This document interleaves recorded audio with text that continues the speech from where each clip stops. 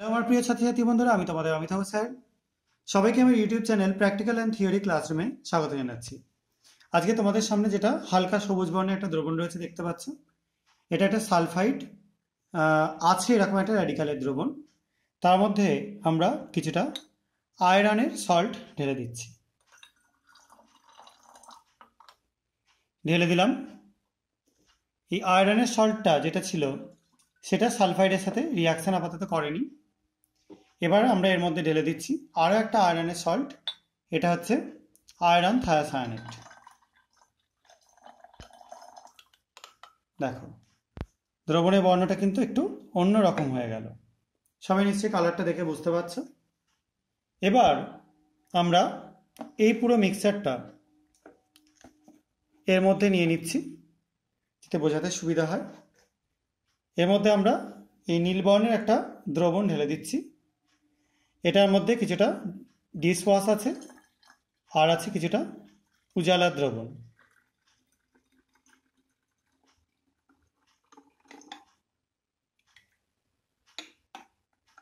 দেখো পুরোটা ঢেলে দিলাম। এবার আমরা যোগ করে দিচ্ছি, এখানে রয়েছে কিছুটা আয়রন থায়াসায়ানেট এবং ফেরোসায়ানাইডের একটা মিক্সচার।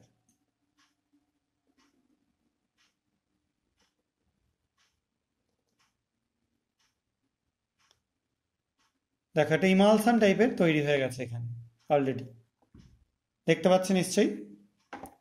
এবার এই ইমালসানটার মধ্যে আমরা যোগ করে দেবো কিছুটা অ্যাসিড 50% HCl।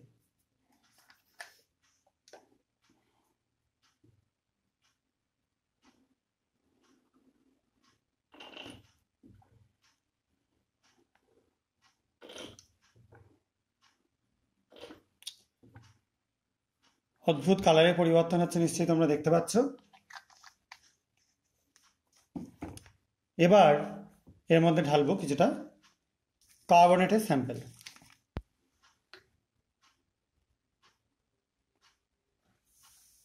দেখো একদম পুরো ওভারফ্লো হয়ে যাচ্ছে।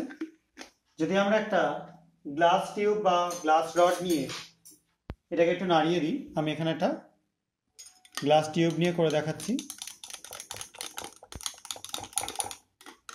দিয়ে আরও একটু কার্বনেট লবণ যোগ করে দিচ্ছি।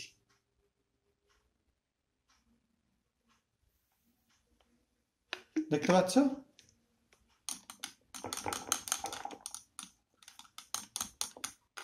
কন্টিনিউ ফেনা তৈরি হতে থাকছে এবং সেগুলো বেরিয়ে আসতে থাকছে।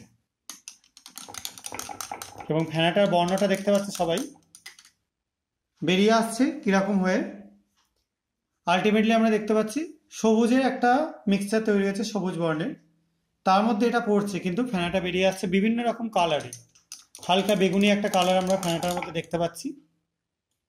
এবার আমরা পুরো মিক্সচারটাকে এটার মধ্যে ঢেলে দিলাম।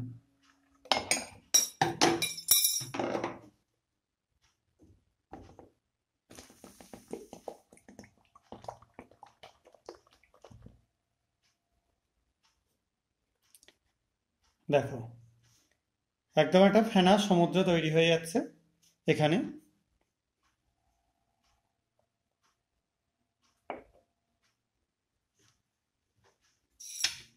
এবার এটা নিয়ে আমরা আরেকটু এটাকে নাড়িয়ে দিলাম।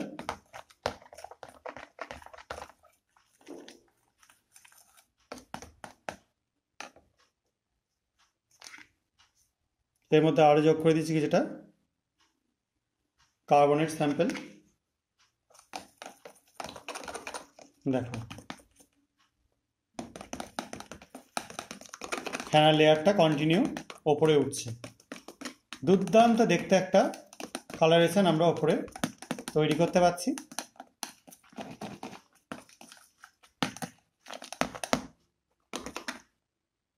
দেখো সবাই দেখতে পাচ্ছে নিশ্চয়ই, এত সুন্দর একটা কালারেশনের পুরো ফেনা স্তর তৈরি হয়ে গেছে।